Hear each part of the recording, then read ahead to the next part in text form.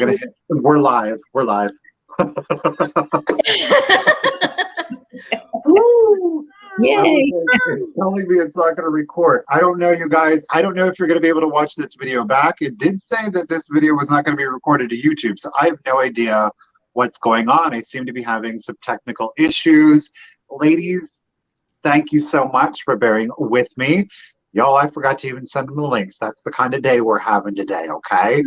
Thank you, everybody, for coming over from the former live into the new one. Welcome to this week's installment of Vintage Rescue Squad. And it is the edition that I call The Ladies That We Love. Because with us tonight, we have Laura and Mary Beth from Fatbird Finds. And of course, we have Katie from Vintage and Vinyl. Ladies, thank you so much for being with us tonight. Absolutely. Thank you. Oh, of course. And of course, who would we be without our thrifter, junker, vintage hunter, Misty? Oh. Please, I ask you. Thank you, guys. Hello, hello. But not least, hello to everybody in the chat and watching. Welcome. Thank you again. We love technology when it works. Yep. Not so much when it doesn't.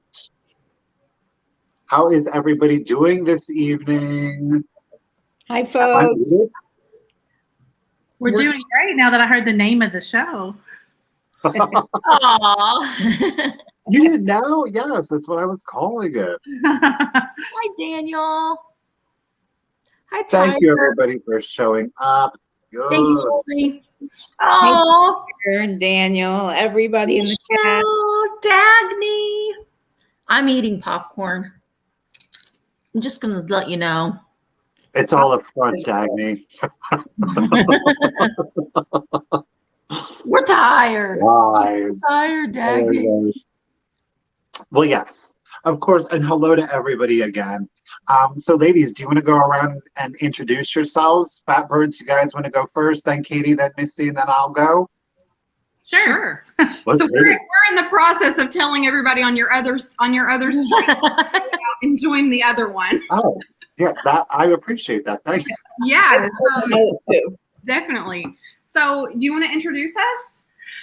Me? Yeah. Yeah. Okay. I'm Laura, and this is Mary Beth. We are Fatbird Finds, and we are eBay resellers. We go out and find cool treasures, just like the rest of you guys. And we do have a live sale occasionally, and we flip and sip on Friday nights, where we talk about all our fun finds and sell a few items and play a few games. That's right. I couldn't have done that better myself. Thanks. Perfect.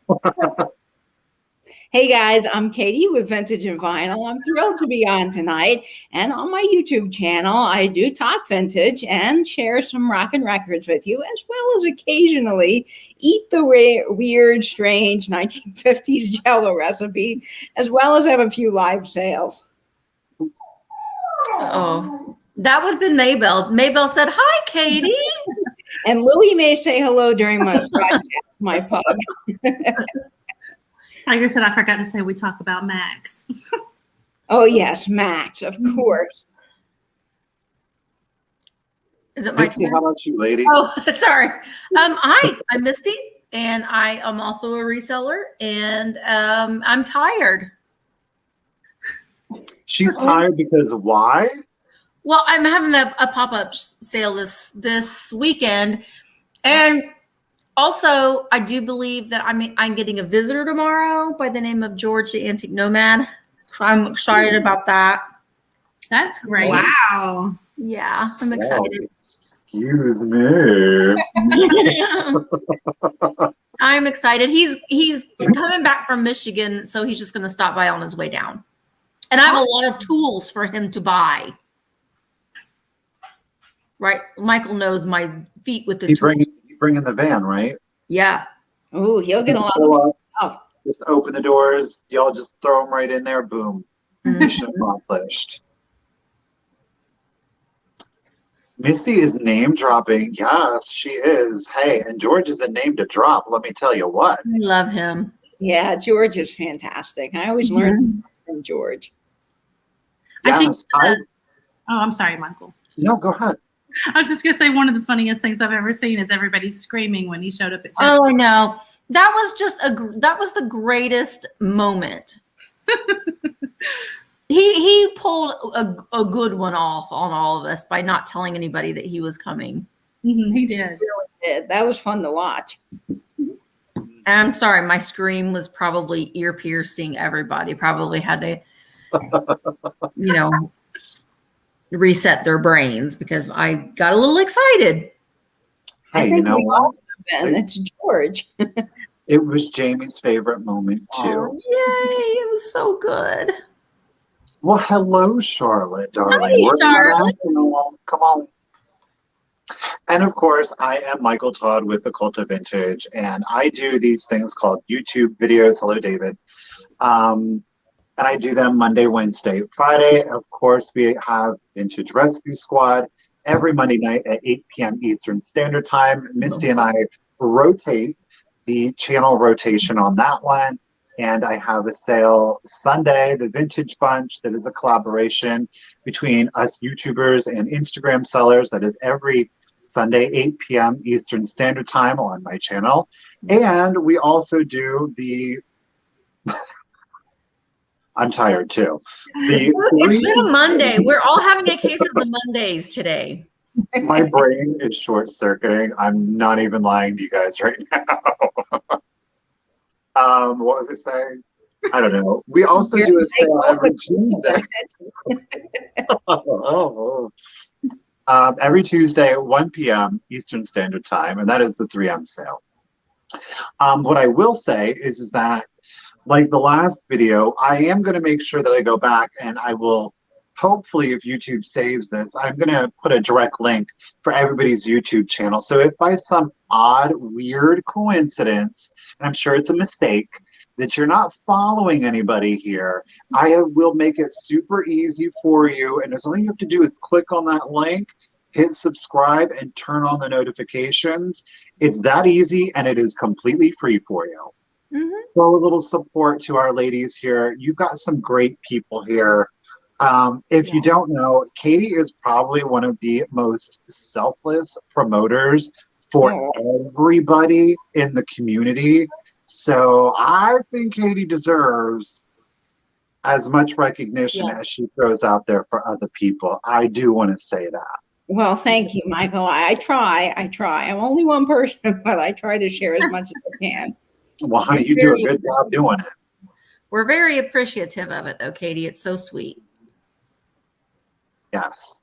So, of course, this evening it is like an organic kind of a conversation. There's nothing necessarily planned, but of course, trouble's in the chat. Yesterday was Jeffrey's birthday. Oh, I didn't know that. Jeffrey. Yep. Birthday. He finally turned 15. Oh, congratulations. You'll soon have to start shaving. So yeah, it's just an organic kind of conversation. I am going to ask that if you guys have questions, which we do encourage because you are part of the conversation, just put them in capital letters. That way it kind of stands out, and I can throw it up there, and then we can kind of do like a round robin and answer those questions for you. Yes, Katie is making a statement. Can we get a close-up, Katie? Absolutely. Now, I have to say, this is a fabulous brooch. It's all enameled. It's probably about 7 inches long. And Fatbird Finds, who is on tonight, sent me this brooch. When I opened it, it was a big gasp moment. I was like, oh my gosh, I don't have a brooch this size. So it's really fantastic. Thank you, guys. You're welcome. Yes. It's beautiful. Where did you ladies find that one at? Oh, my mom found that for me. I don't know. She won't divulge her secrets, but it's one of her little honey holes. Oh, okay, Mama Lehman. She's coming through with the good stuff. Okay. Katie didn't mind. I'll tell you that. Then if somebody ever tried to attack you, you could rip it off of your shirt, and you could like impale them with it, the wing, impale them with the wing. The beak's pretty sharp, so it is a good self-defense tool if I ever needed it. Right. No doubt about it. Man, take somebody's eye out. Katie, if you were Go ahead. I'm sorry, Laura. Go ahead. It's okay. I was just trying to compliment Katie. She's really pulling it off. Not everybody can wear a brooch like that. I agree. Thank you. I was just going to say, if Katie, that was your superpower, you know how like everyone has like their weapon of defense. You could be like, I don't know, yours could be a brooch. Like you like throw it like you'd like a throwing star and it would come back to you like a boomerang. Cool. You know, they need to make a comic book series on that. Like the brooch being the secret weapon, sort of like in the movie The Kingsman, where they have like the shoes that you click together. Yeah. The blade comes out and then the belt turns into something fun. That would be neat with a brooch. Yes, I agree. Yes, H.M. Parker says a new line of jewelry, self-defense brooches. I mean, hey, that could come in handy. The world we live in anymore. Mm-hmm. Yeah, like Xena the warrior princess. Oh, that would be fun. That's awesome. All right, so I'm super congested. So Tammy has got a really interesting question for everybody. How nervous were you all when you did your first video, and how did you decide to go live? Who wants to go first? I think Mary Beth and Laura should, since they're having a moment. Okay. They have a story to share. It's ridiculous because Laura was this big talker. You know, she was like, I really think we need to do this YouTube channel. I think that we can be entertaining. I think that we'll have a really fun time. And I'm like, are you kidding? Are you serious? And she's like, oh yeah. And she's really talking it up. And so then she comes across this auction that she thinks we need to go to. And I'm like, okay, I'll get a camera and I'm going to video it. She was so nervous. Like she didn't want to be on camera. She didn't want to talk. I'm like, look, this was your idea. This is your problem. This isn't my problem.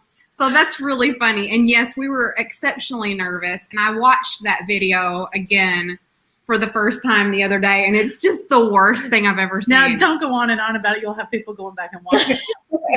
You guys go back and look for it. Watch it. Watch the whole thing. Watch all the commercials. Share it with your friends. Oh, I don't remember. What's the first time we went live? That's the second part of the question. I think we did a live sale was our first live thing. No, I'm wrong. I think the first time we went live was with Misty once. And then we had a live sale shortly after that. A flipping and sipping? No. Gosh, I can't believe I can't remember that. Yeah. I know. I was trying to How think. did you come up with the concept of flipping and sipping? I'm curious to know that. Like, what was the idea behind that? It was all Laura's idea. So my inspiration is Hoda and Kathy Lee. Yes. It's so much fun. And like it's lighthearted. And they drink their wine. Entertaining. It doesn't matter that it's 10 o'clock in the morning. They have a glass of wine and it is a vibe, right? You would never have wine at 10 o'clock in the morning, but it added to the show. I mean, I might tomorrow. I might Monday morning. Yeah. And then we kept playing around with all the F's, right? All the time. Right. And another thing that I think really highly contributed to the success of Flippin' and Sippin' was that we kind of like pushed it out during like the peak of COVID. And so it was kind of like a tool geared toward, hey, you want to have a drink with some friends? You know, you're not feeling like you're at home having a drink by yourself. Mm-hmm. You're more in a community and it's more of a social, thing. Right. 100%. It's a wonderful concept. Thanks.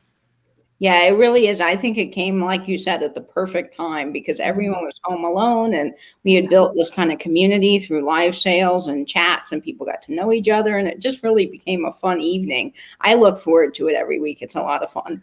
Thanks, Katie. Thanks, Katie. We do too. It's my favorite night. I'm sorry. I'm going through the comments. I am listening, I promise. Katie, what about you, lady? What do you remember? Like, were you nervous with your first video? And how did your first live come about? Well, my first video wasn't very good, but I remember starting doing YouTube during the pandemic. And for a while before, I had been telling my friends, I like vinyl and I like vintage and I should just do YouTube. And my friend finally said, the pandemic has hit. You're at home. Why not start? And I thought, okay, I'm doing it. Now, my first video wasn't very good, as I said, but it was fun to do. And I wasn't as nervous about that as I was going live. And my nervousness with going live wasn't really talking to people or being on camera. It was that the technology would fail, or I'd click the wrong thing, or, I didn't know really how to use StreamYard. And I'm pretty good with tech stuff, but StreamYard, when you first hear about it, through the chat, it seemed like people at that time were having a lot of issues. And someone kept saying, well, I might go live to the wrong spot sometimes. And I thought, oh dear, what if I do that, And then Venny put out a video on how to use StreamYard, and it was so simple. I couldn't believe it. And once I did it once, I was like, oh yeah, this is easy. Anyone can do this. And I just really wasn't nervous anymore. Isn't that funny how nervous we were at the very beginning? And like now it's just like, it isn't that big of a deal. So I think that that's one thing though that you can kind of take out of it is at the very beginning, you are very, very nervous because you're thinking about, am I going to look like a big idiot? You know what I mean? And you're setting yourself up for any kind of criticism that will come your way. I mean, any kind. But then you think about the technical things and is it going to work? And it's just having all of those like anxious moments. But then the more you do it, the more comfortable you get. And to me, sometimes it seems like going live is, obviously it's much more natural than, filming a video because you're in the moment and you're live. So it's crazy how comfortable you get quickly when you start doing it more often. I mean, Misty, were you nervous though, like with your first video? And yeah. I mean, and I say this all the time. We all had that first video, and like mine was not good. Like it was bad. It was filmed the wrong way. I didn't edit anything. I got a lot of comments about, oh, your dog. I can hear your dog walking, or I can hear your dog barking, and then you get sick of hearing those comments. And you're like, all right, I'm going to figure out how to edit so I don't get those comments anymore. And then when you start editing, it's very, I mean, I don't over edit my videos, but it's kind of fun doing it. You get quicker. You get quicker with your editing too. At first it's like, oh Lord, I'm never going to learn how to do this. So that it does get easier. I think, and the interest, like for me, everything was reversed. So I actually went live before I ever did a video, and I legitimately thought that I was going to come out of my skin nervous, and I don't know why, because I'm not somebody that's afraid. Like I'll do public speaking and I'm fine with it, and I don't know, it was such a new experience, and the technology was something because I had never used StreamYard and it was my first time. And I was like, oh my God, I'm going to be on camera, and I'm going to be on camera live.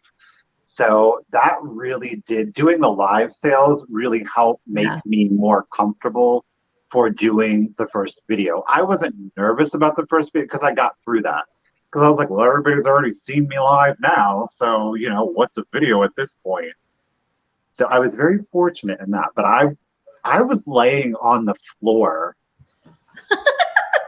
like 20 minutes before we went live. I was like, oh my God, I just got to sit here and breathe deeply and just do it.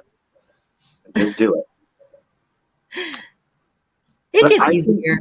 This is interesting too, because I think it kind of comes into play with this. Linda is saying that she thinks that it would be easier to have a partner to film with and bounce comments off of each other. She wishes she could find someone. Fatbird, do you agree? Yes. I briefly went live a week or two ago without Laura, just for a short amount of time. And I felt so weird. I felt so awkward because I've always got her here to play off of.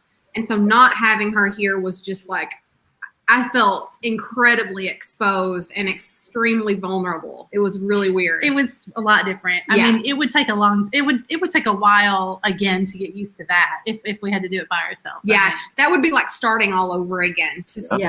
even though I've gone live however many times, going live by myself or doing videos by myself, it would be like starting over, I think. Even That'd be a new experience. Yeah. Even when I got to Katie's house and we were on together but split screen, it was still different. Yeah, I agree. Yeah. Katie, have you ever filmed with anybody? I mean, aside from doing like StreamYard split, I mean, have you? I've done StreamYard, and then I met up with Laura and Mary Beth from Fatbird Finds, and we were together and did intros together, which was fun. That was a lot of fun, but no, not usually, because I'm just here by myself. But I think when you're with people, and especially with live sales, I find that if you have another person on screen, the live sales just a lot more interesting. It's fun. You have time too when you rotate to the other person to write down your item, to get things kind of together. It's just so much easier. I agree. And I'm no longer doing solo sales. I mean, if I do a solo sale, it will be on Instagram, I think.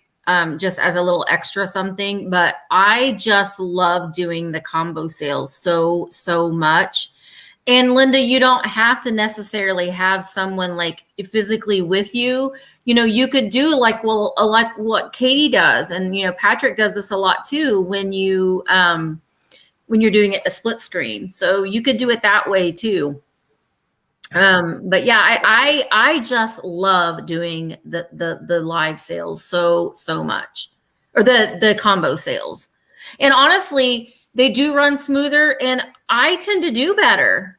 And my sales are typically better. I can sell fewer things and not have to have 60 items to ship, when I'm doing it with somebody. It's just better all around.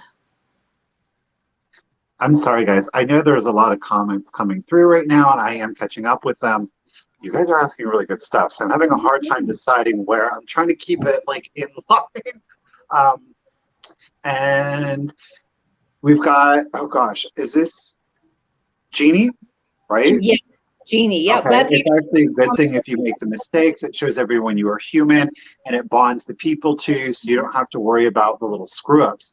And I think that the little screw ups, especially when you see them between two people, it kind of adds like a bit of comedic relief to it. So if you're kind of struggling, you've got somebody else there, you don't feel that pressure. It's not entirely on you, like, oh, the spotlight's on me.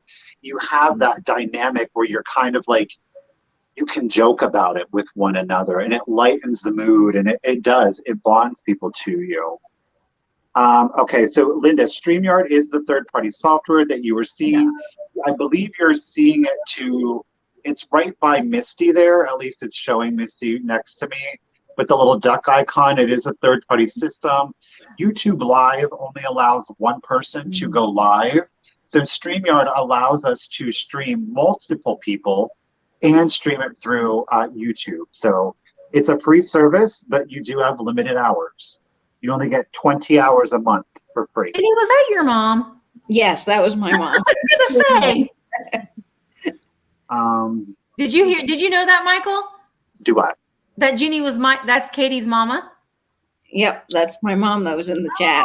Oh, was it? Well, hello, Katie's mom. I didn't know that. That was just, I felt she had something good to say, so. Well, now we know where Katie gets it, y'all. Now we know where Katie gets it. Well, your mom's a journalist, isn't she, Katie? So she's really good at asking really good questions. I bet she's trained. She's a trained question asker. She is. Yeah, my mom does the local news here in town, so I've learned everything from my mom.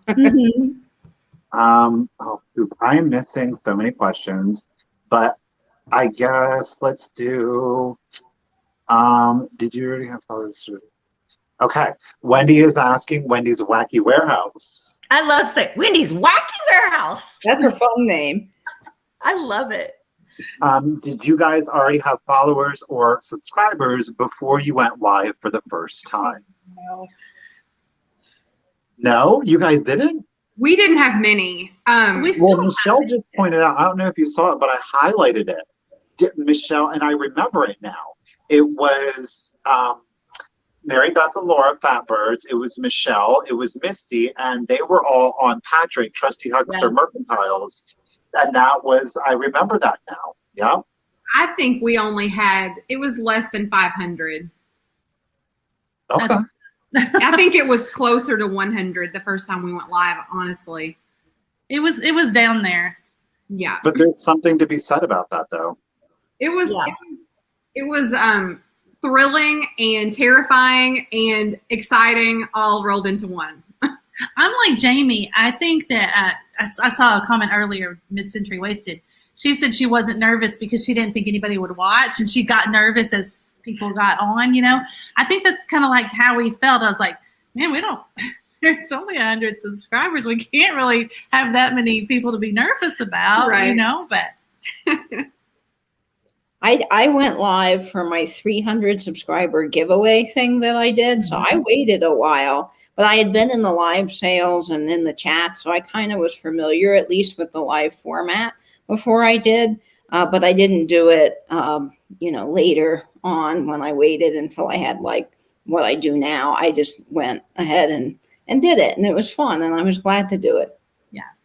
I will say when you're having a live sale, if you're wanting to have a live sale, obviously the more subscribers you have, the more people that are more eyeballs that are going to be on the item that you're selling. So you're probably going to have a little bit more of an easier time selling things, the more people that are watching them. So just don't get discouraged if, you sell nothing, because that has happened. Usually when I first started doing live sales, I would not even sell a quarter of what I was trying to sell sometimes. So you just kind of have to build your audience, and, you'll find your niche of weirdos that want to, watch and follow you.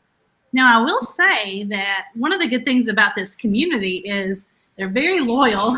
Yes. So, I mean, if you've got 100 of them watching, you're probably going to have that same 100 the next week and the next week. Just only add to it. So that's a lot for a live show. Yeah. I mean, a couple hundred people is a lot. Yep. I agree. It could be intimidating too. Yeah. When you go live and you see the same people coming back in the chat that you've gotten to know, and you're like, oh, you feel like you're talking to your friends more. So it really does make it easier, because you're like, oh, there's Tiger, and oh, there's Venny, and all the people that show up every week. It's great. It puts your nerves at ease. It's like you've got someone that, you've got people that are going to be there to support you if any shenanigans should start. Mm-hmm. So Carrie has a really interesting question, and I don't want to put anybody on the spot, but I'm going to anyhow.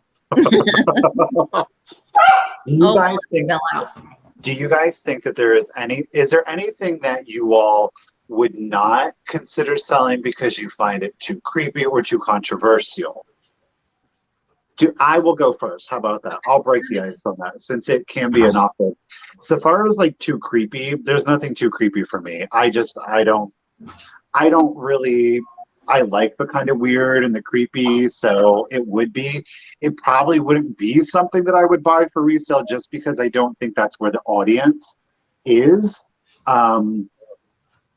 So if there's kind of something that's creepy, but doesn't really cross into the, oh, I'm kind of scared, kind of creepy, then I would go for it. So far as too controversial, you know what, here's the thing. And I think controversial, when we talk about vintage and antiquing, a lot of the places that we go into, we do find Black Americana, which I have a problem, quite frankly, with that. I think that's a misnomer, because a lot of the pieces that we see are minstrelly, or they are stereotypes of a people. And that does not apply just to Black Americans, but Indigenous people, to Asians. It was very popular at a time in our history to utilize people and their culture as decorations. I personally don't do it because of my own kind of feelings on those things. I don't have a problem if somebody else does, provided there's kind of like an understanding of the historical context of it. And I think a lot of times, like, I'll go in and I will see Nazi memorabilia, And there are a lot of collectors out there that they love war memorabilia, and I can't begrudge, like, I don't want to assign a meaning to somebody that would collect it.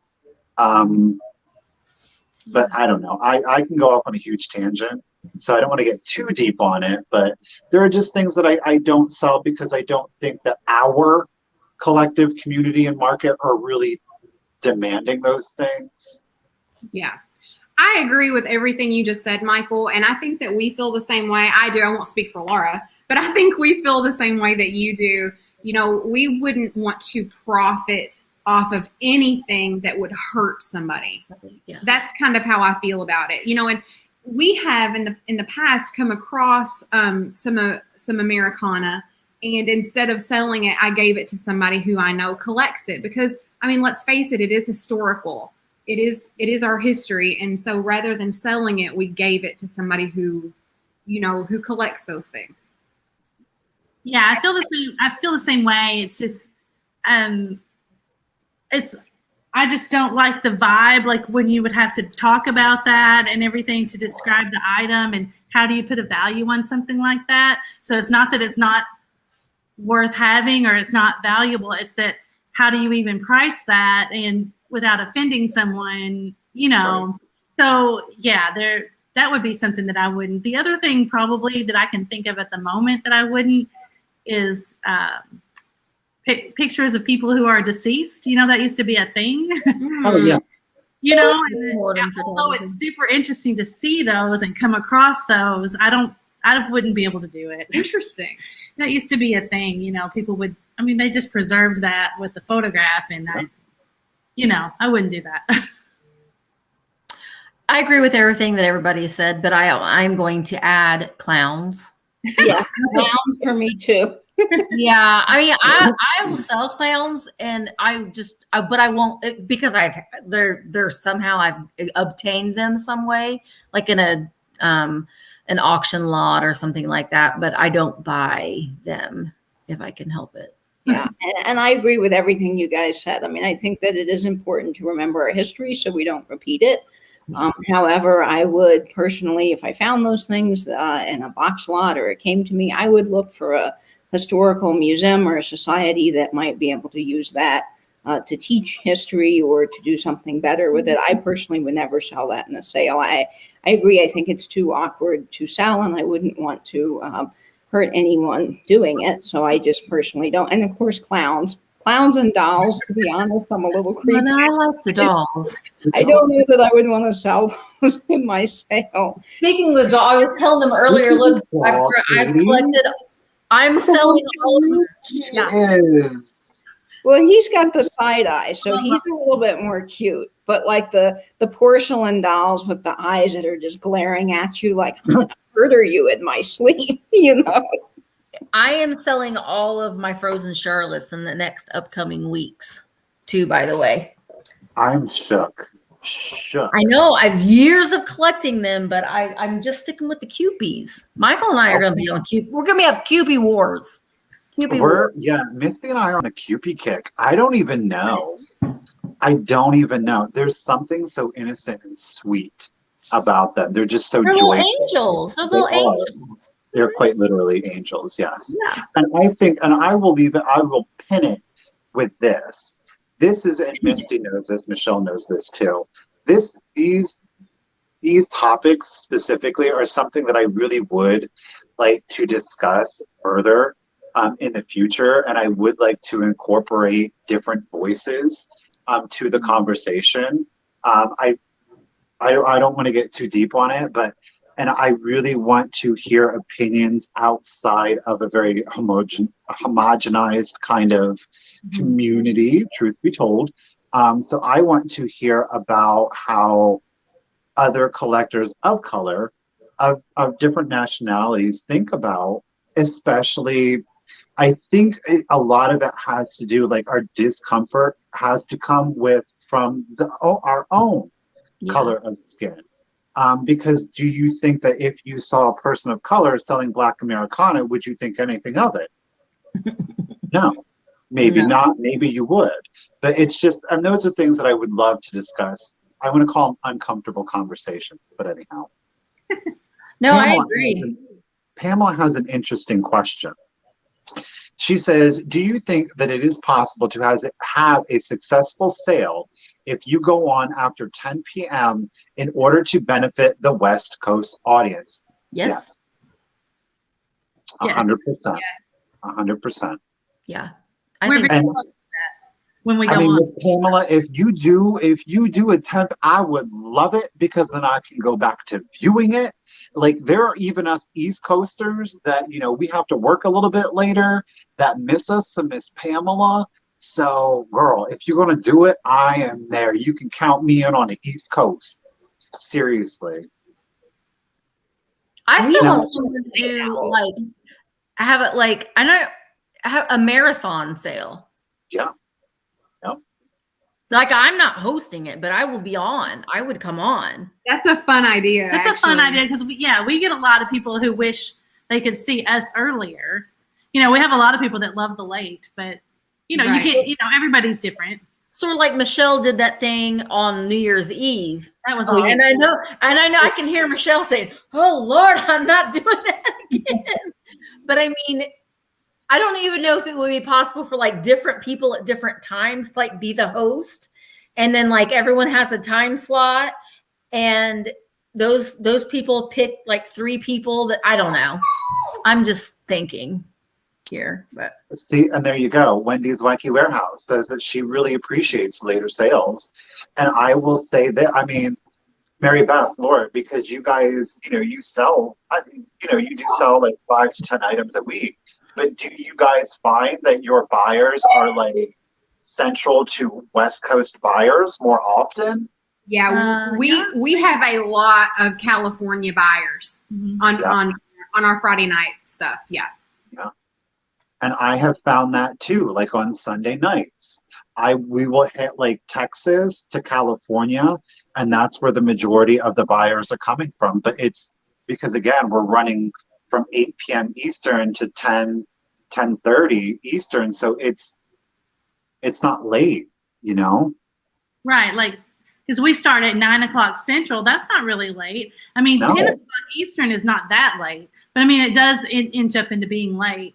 But then, so that's really nice and early, as you get farther west. So Now I'm curious to, and I would probably, because I think that this is a really interesting topic, but did you guys know that your analytics in YouTube now allow you to go in and to see your geographic location?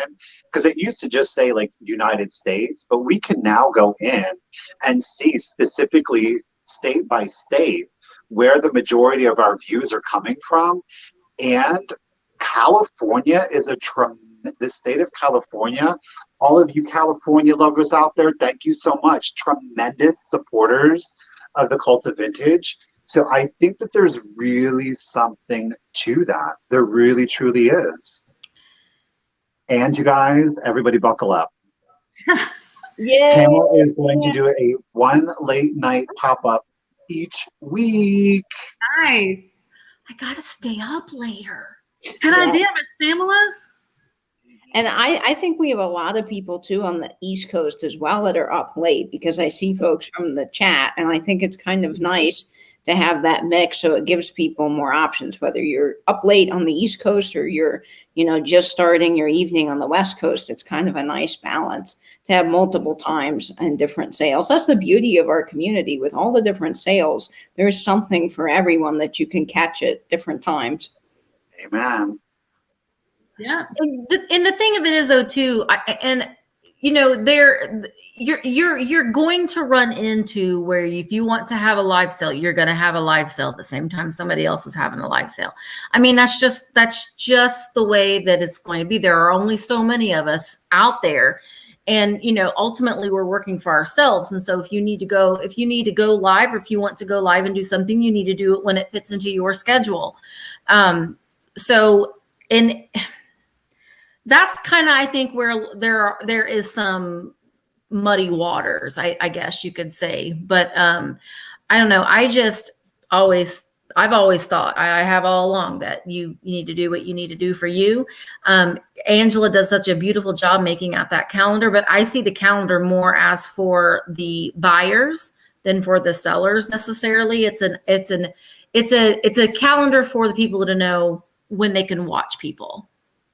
I agree. And, we're not a TV network. We don't all own slots, We're just sort of here doing our own thing. And it's nice to be courteous of other people, but it's also impossible. I mean, the schedule's just too full. So I agree with you, Misty. You just kind of got to go live when you can. And, people can do multiple devices, or they can tune into this special event one week and come back to the other the next week. Just do what you can. That's all you can do. I would love to do an evening sale sometimes. My sales are always during the day. That just is what always worked out better for me. So when I get to do evening sales with Michael, it's a lot of fun too. So I like being able to do that. I think it's a great idea. I mean, I think it's worth thinking about too. Say you have one regular time slot, but then, just try to make everything else a pop-up, just mix it up a little. You don't feel like you're taking somebody's spot. None of us enjoy that. We've all kind of grown together at the same time. Everybody's getting bigger and everybody's getting more views, and there's just only so much time. And the community's getting bigger. There's more people having them. Yeah, so. I think so. Hi, Evan. I'm sorry. I'm just going to say hi to Andrea Joseph. Her son, Evan, is on her. So hi, Evan. Evan, you're YouTube famous now, man. What? Evan and I've met before. Evan brought me a really cool Santa. Ooh. I met him a couple of years ago. Hi, Good Evan. way to make friends. Welcome, Evan. Jana brings up a really good thing is that, and I, we talk about it from the YouTuber or the creator or the live seller or whatever you want to call ourselves or us. Is that, I think most of us agree that we're not necessarily beholden to this calendar or time slots or, this is when we have to be in there. But Jana does bring up a really good point, from a buyer's aspect, how do we keep up, because there's so many that are going on. And you know what? Thrift You is wrapping up their sale when the Vintage Butch is beginning. And, that's something, truth be told, I did reach out to Thrift You because I was very concerned at the end of the day because I don't know. They were well established. They have they're funny sales. They're funny ladies. And I didn't want anybody ever to feel like I had disregard for them as people. And so, I did reach out to them, but I get it from the buyer stand. Look, trust me, I get it. As a buyer, I was like, how do I keep up with it? And you just got to follow Angela in that calendar and bust out 2 devices. That's how you do it. Or, I mean, listen, no one is expecting you. Of course, we say that we love to see the regulars come in, but I love seeing new faces come in too. I mean, that's really exciting as well. But never feel like, oh my gosh, I have to go to Misty's sale, and it's the same time as Katie's sale, and I want to go to Misty's sale one week, go to Katie's sale the next week. Go to Misty's sale for half the time, and then the remainder time go over to Katie's sale. You don't have to, you just do what works. It's like you do whatever works best in your schedule. And we'll always be here at some time. Carrie, see, I know these things. You know what? And Jeffrey does bring up a good point because it is hard for me to justify going live at any time because I don't want to trump anyone else's sale. And I know that's a human being. Do you know what I'm saying? That's a human being answering. That's not like a YouTuber, because you don't want to feel like you're trying to take something from somebody else, an opportunity or sales or viewers or eyes or, and Misty has said that too before. I mean, I'm sorry. Me? Oh, I thought you were going to say something. No, I was just going to say it is, I mean, Jeffrey has a rather large channel, and if he would just decide I'm going to go live at the same time Michael's going live, he would get so much hate for that. Like in the comments, like so many people would be mad if, you know, a bigger channel goes on at the same time. And I know that it has happened. We've gone live and somebody else has gone live too. And you feel bad. You feel so bad. And yes, Margaret. Mm-hmm. What'd Margaret say? Margaret is saying, I don't think it's a matter of loyalty. It's a fear of missing out. Hey, look, there's some people, and you all know, there's just got to be 2 or 3 sales going on at the same time. And there's just that one thing that you've been looking for, and 3 people have it, or one, like, it's like, I really wanted, like 3 grails are going up. What am I going to do? What am I going to do?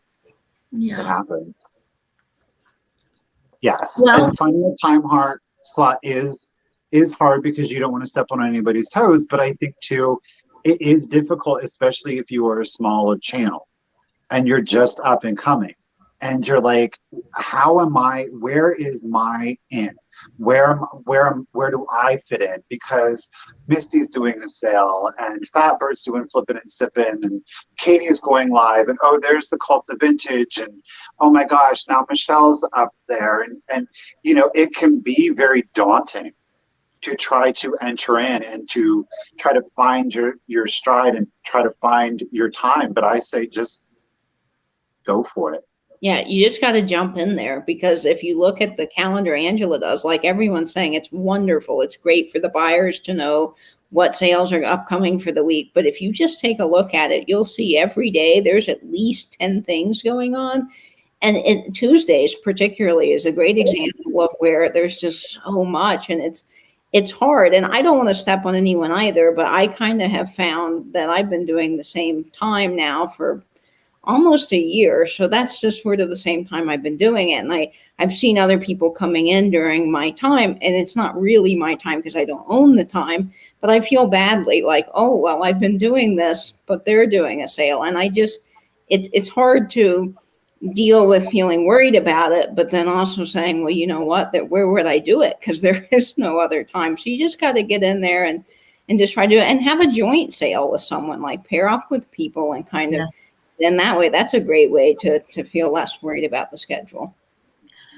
Yeah, Jeffrey brings up a good point. It is that dichotomy of trying to act as a community, which we all want to do that and be a support system for one another. But you're trying to look after your own business as well. So it's a tough thing sometimes. It's a fine line. Mm-hmm. Yeah. Mm-hmm.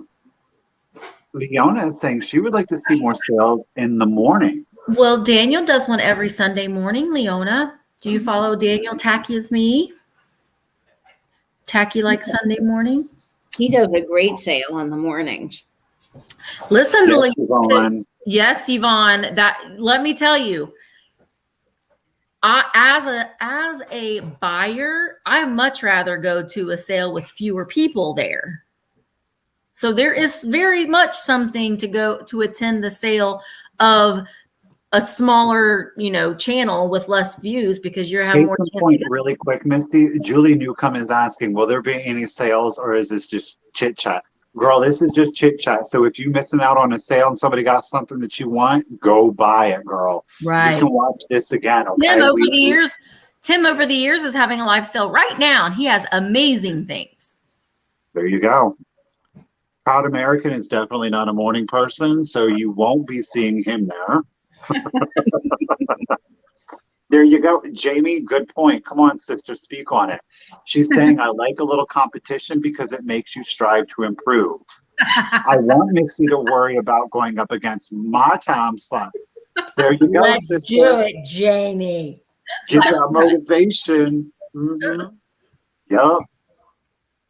Yeah, here's the thing. Not a lot of people want to go at my time slot. I don't have the greatest time slot, but I like it. And it works for you. And it works for me. Well, now I'm curious. What made you guys decide on a Friday night? You want to know the truth? Okay, yes. Yeah. The Friday is an F word. So it was Fatbird Friday night flipping Over. right? So We're all about the branding. They love them an F word, is what they're saying, folks. That's right, Michael. But honestly, it was the Friday night camaraderie. It was the going out night. It was Yeah. the night that you used to go out, have a drink with your friends, and now you can't anymore. So it was that as well. it was something to, I mean, it doesn't translate now as much as it did then. It was really, well, you guys know, they've been talking, everybody knows they've been talking about it. It was really cool there for a little bit when you couldn't go out and have a drink. It's not cool anymore. Oh no, it's still fabulous. I know. And then you're like, oh, I got to go to a birthday party. Or, you know. Also, we work 9 to 5. Yes. So, I mean, it's hard to do a sale during the week and then get up and go to work and then get home and pack. Right. So, and I just want to say hi to my mom. Hi, Mom. Mom's in the comments Hi, saying Mama Layman. competition is good. Jamie said, well, damn, I need to have Mid-Century Monday. Ooh, that's a good one. I like that. Mid-Century Monday and Fatbird Friday. And let me just say, while we're on the subject of that, I just saw a comment too, talking about that. Jeffrey is the bomb because Jeffrey is on Friday nights before us, and Jeffrey never fails to send some people over to Flippin' and Sippin' when he gets done. He's so good to us. So We it's so love him so awesome. much. Jeffrey is a nice boy. He's He's the our little baby Jeff. He's so awesome, so funny, and yeah. very sincere. You know what? He is. People just kind of like tell him things in his comments sometimes, and it makes me so mad because he is truly a kind person. Yes. Yeah, really he always sends people your way. It's great. He's amazing. So Vi is echoing kind of the same thing that I've seen a few people see. Pardon me. We have a community member by the name of Angela Marksberry, Yes. and that is her Instagram name. It's her name, but it's also her Instagram name. So unfortunately, if you're not on Instagram, you're not going to have access to seeing the calendar. She But can what email it to you. Mhm. There you go. She can email it to you. I'll reach out to her and ask her if I can put an email link so that you can ask to be signed up for that. How about that? So I'll do that in the description. So if you don't have Instagram, then hopefully Angela will okay that. I don't promise that. But then I'll have that in the description of the video. But she posted it on Instagram, and it's got all of the YouTube live sales that occur on it. Listen, if you don't have Instagram, you're doing yourself a big disservice because it's great. It really is. Yes, Instagram is where it's happening. And you can see live sales on Instagram too. True. There you go. Punk Funk Junk Barbie. Hats off to Yvonne Thrifty Rich because she started a videothon during COVID with many resellers. And that is how she was introduced to Jeffrey and George. Props to Yvonne, girl. Yvonne's been doing some live sales with Kat. I know. Yvonne, I need to schedule another sale with Yvonne. Guess what? We've got one scheduled with her. We just firmed it up. It's November the 28th. We're so excited. It's pretty exciting. It's so fun. That's wonderful. That's how.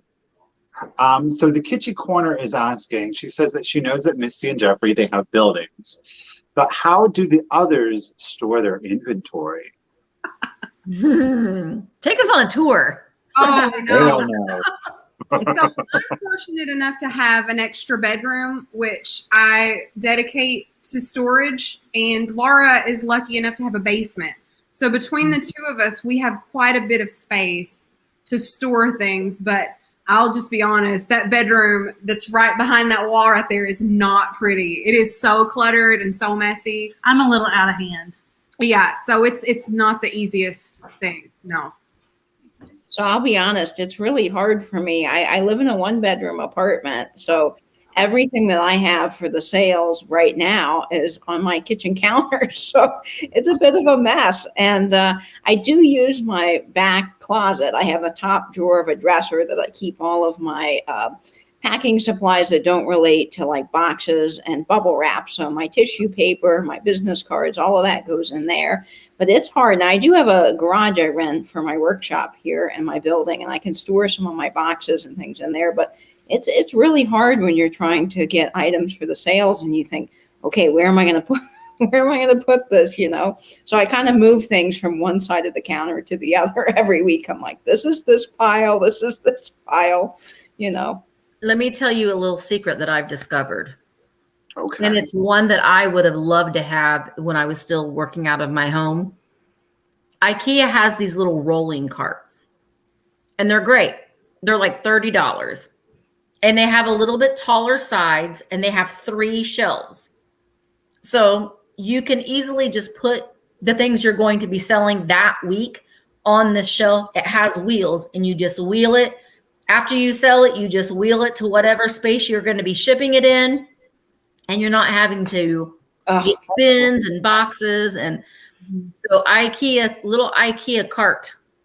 I love mine. If you don't have an IKEA, you can also get one at my preferred shopping destination, which is Michael's Craft Store. Not sponsored. I didn't know you could get them there. I'm open to the opportunity, Michael's, if you want to talk about it. Yes, I've got soul. That's it. I have a vintage rolling cart too, but it doesn't roll that great. Like I have to make it roll. These other ones I do have one. However, there is stuff all over the floor down. There's stuff back here. There's stuff. I have a closet. I have another closet for packing materials, but the vacuum and the carpet shampooer are also in there. But that now is all those things out.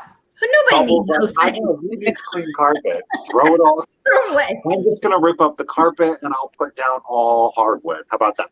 Only the living room has carpeting, so it really isn't that bad. So, but I have stuff everywhere. I'm with Katie. I mean, I do. Not everywhere, but it's definitely. When I was just doing the live sales, it was controllable. Like everything was manageable, but now doing the videos and doing 2 live sales, it's like, because you're constantly trying to keep up. You're constantly just trying to keep up. I did 4 last week. Whew. Wow. I don't know how you do it, Misty. I don't. Well. Yes. Ruthie, girl, I know you got stuff. Yeah, you do, Ruthie. Mm-hmm. I used to take down all my lights and everything and store them away. And I know some people do that, but there's no point because every week I would be doing another show. And then someone would say, well, would you like to do this with me? Sure. And then I'd have to get all the lights. So I just have one side of my counter that's dedicated to leaving my 2 ring lights and my microphone and everything just sort of set up. It's easier that way. How many times have you said, why can't they have wireless ring lights? Yes, they need those.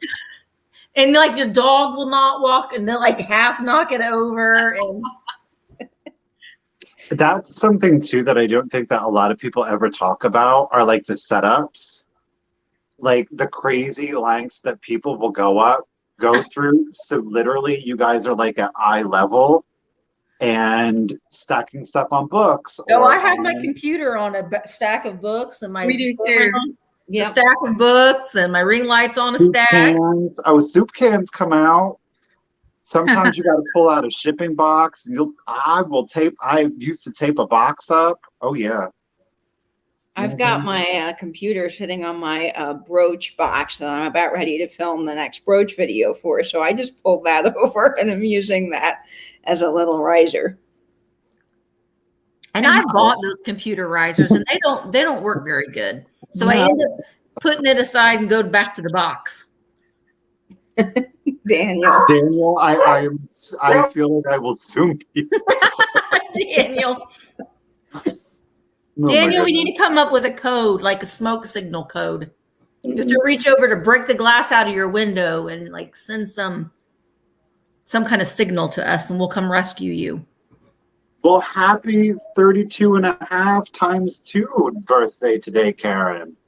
Happy Karen, birthday. Karen, I'm not doing math, Well, we don't have to. but happy birthday. I'm just trying to make sure, guys, that I'm not missing any major questions. If I am, a mensch, email, Angela. Okay, that's all the further I can go.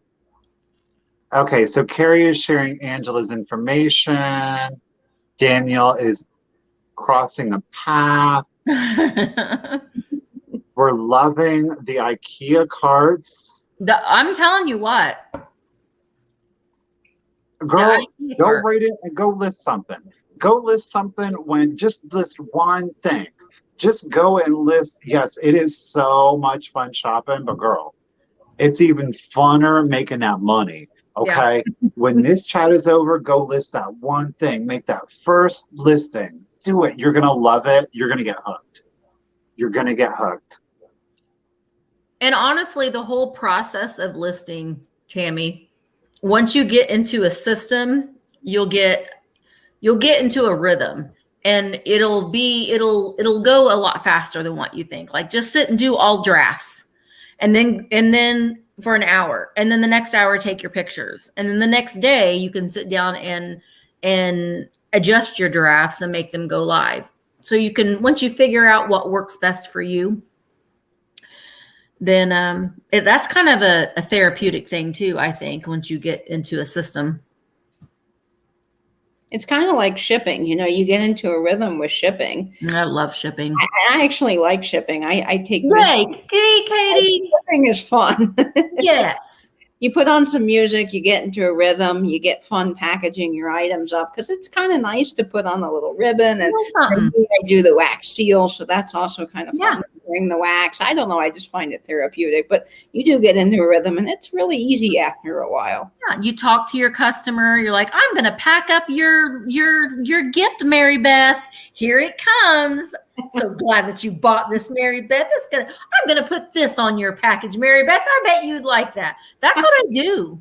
This is the nonsense that I do when I package your packages. But I think you guys are right. I mean, you get into a rhythm because, you know, before packing, I hated packing day because I felt like I wasn't good at it.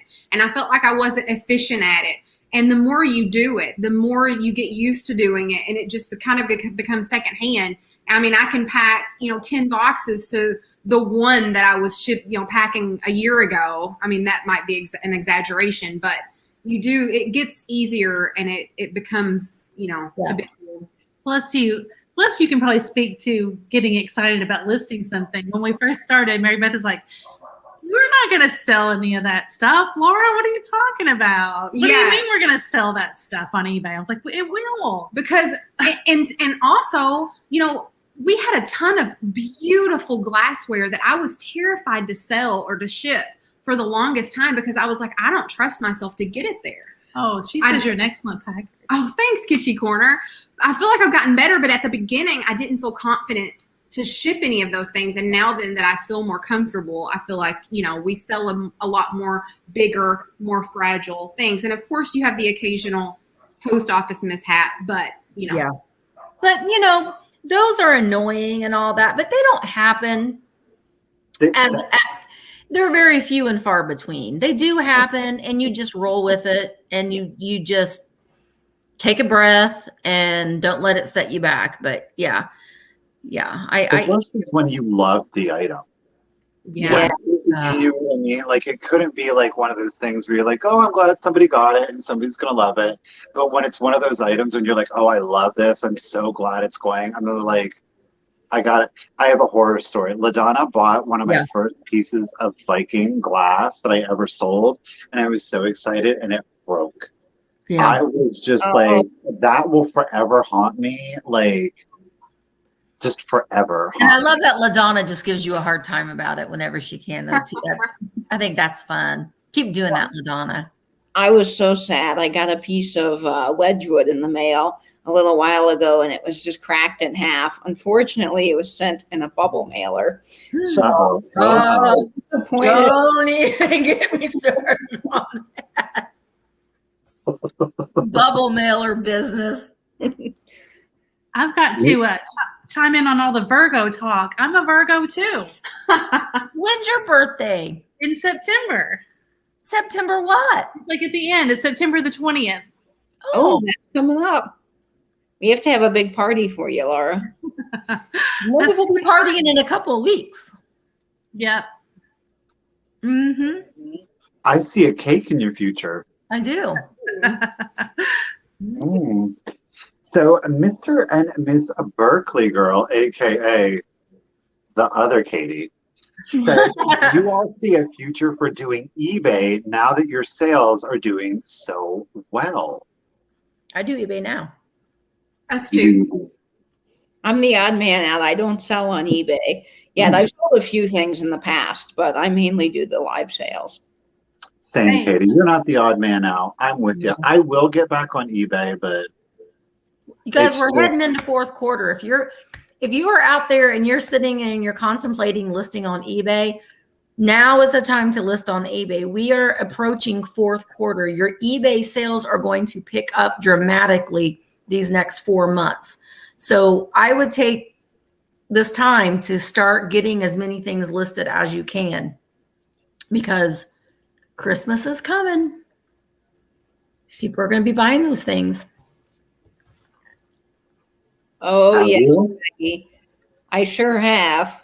I have too. Oh, the other week I had these beautiful Japan figurines. I was so excited about them.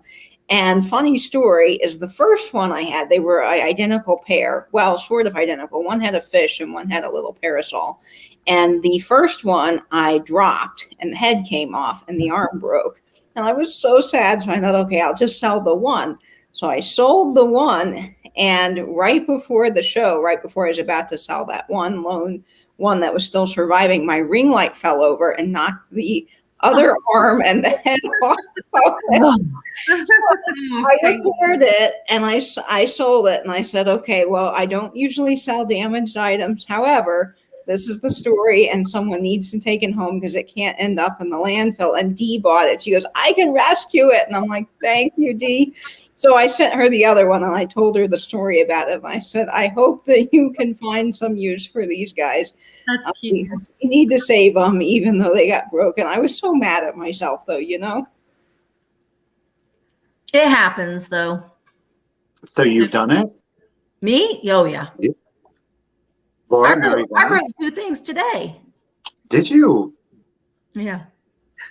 I don't think that we've broken anything that has sold. Like for example, if we sold the item and we're about to pack it up, I don't think we've broken anything at that stage, but we have broken a few items. You remember that? That's what I meant. Orange and poly glass.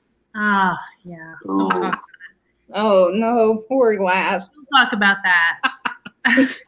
I don't like to break things. I do. No, I mean, not the stuff I buy for Reese. I'm just kidding.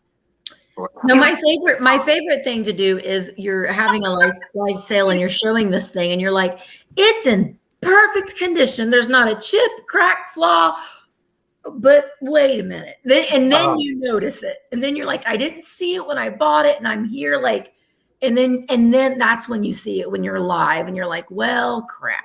That happens to us all the time. Yes. That is a really bad feeling. That is the truth.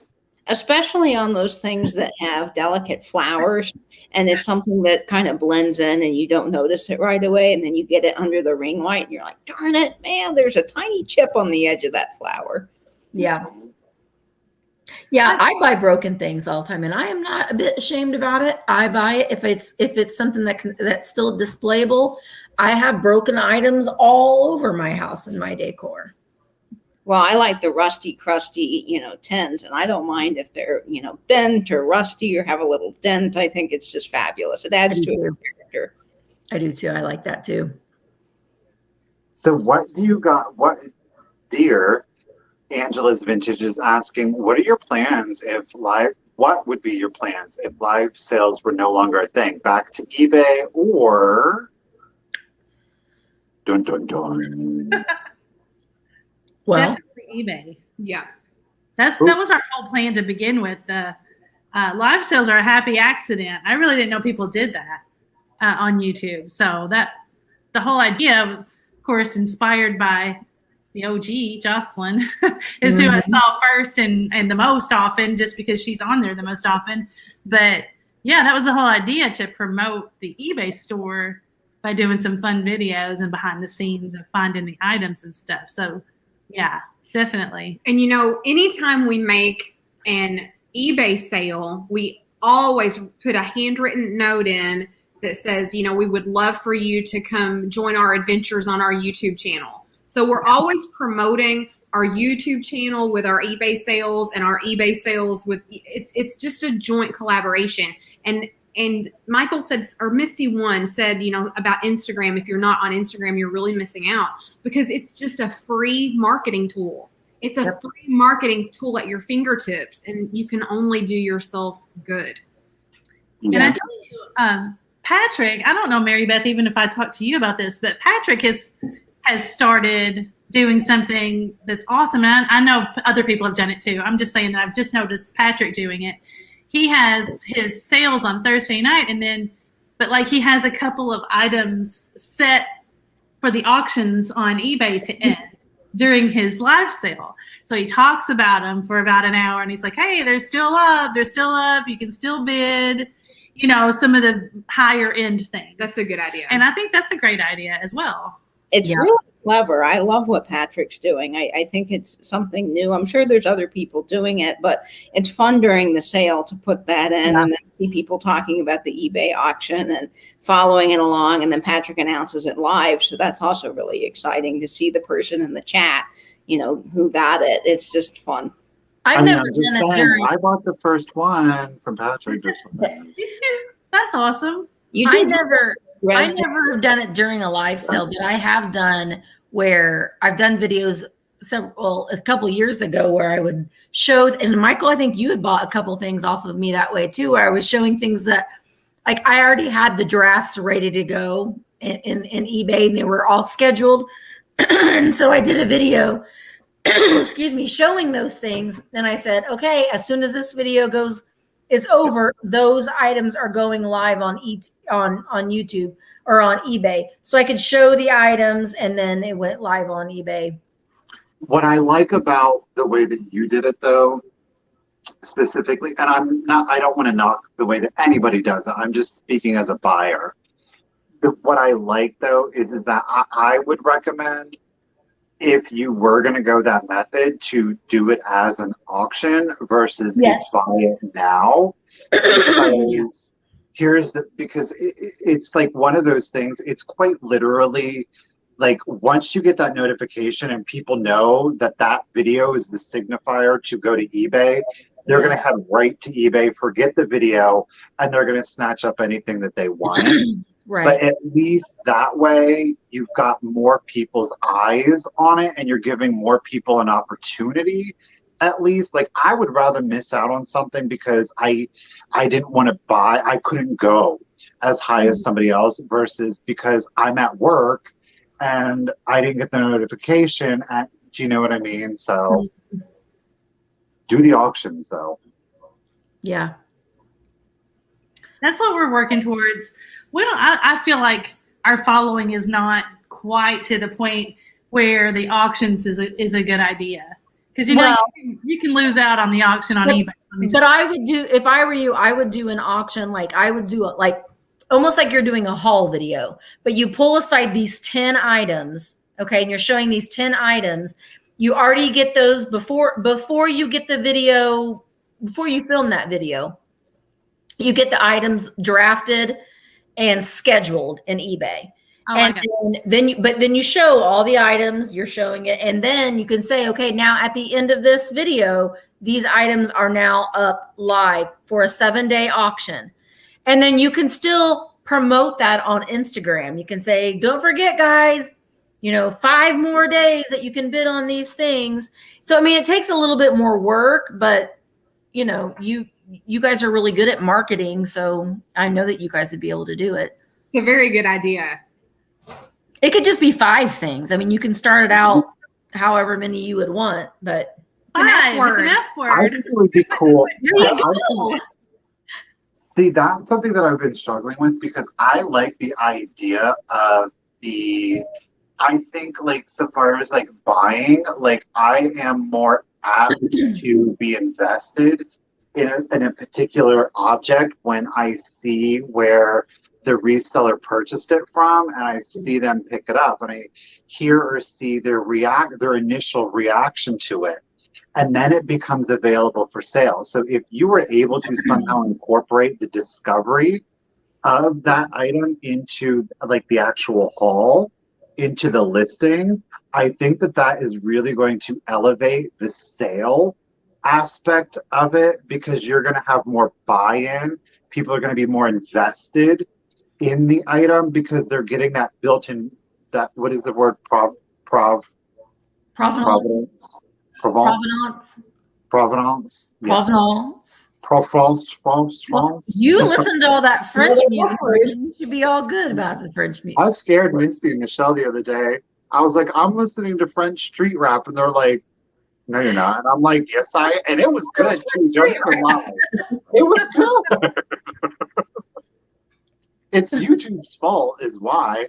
I went down one of those, you know how they do like The Voice or the X Factor, like the greatest of all time?